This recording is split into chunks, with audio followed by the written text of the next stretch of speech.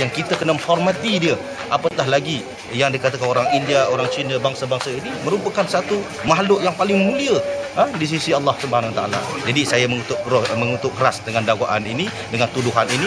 Sebab apa? Saya mengatakan sebab kalau kita nak cakap bahasa India, bangsa India kat negara kita, Datuk, kalau kita pergi dekat negara India, dekat sana lebih ramai orang Islam India berbanding orang Melayu Malaysia. Kita nak pergi tanah besar Cina, lebih 40 juta orang Melayu orang Cina Muslim berbanding orang Cina orang Melayu Islam yang berada dekat tanah Malaysia, bumi Malaysia ini. Jadi bahawasanya kat situlah kita melihat sebenarnya UMNO menggunakan agama. Tiba-tiba dia masa tertentu, dalam masa yang sama mereka menggunakan isu perkauman. Maknanya seperti mana saya pernah katakan tadi, kalau mereka kononnya seolah-olah pembela bangsa, di Terengganu dan Kelantan lah patut dia bela sebab 90% ada orang Melayu.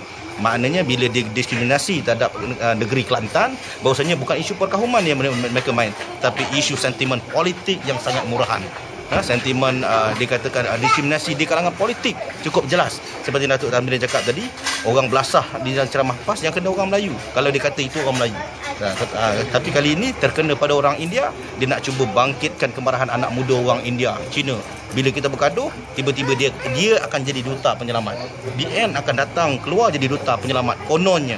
Tapi saya rasa orang Cina, India, Melayu di kalangan orang muda, saya menegaskan saya juga orang muda, supaya lebih celik dan lebih faham tentang cara politik kotor yang mereka buat ini. InsyaAllah kita akan kembali balik kepada seperti mana ayat yang Ustaz Abdullah katakan tadi, kita lita'arafu, kita saling kenal mengenal. Saya kenal budaya abang, budaya orang India, abang kenal budaya kami, dan orang Islam kenal agama kami. Nescaya kita akan lebih harmoni dan kita insya-Allah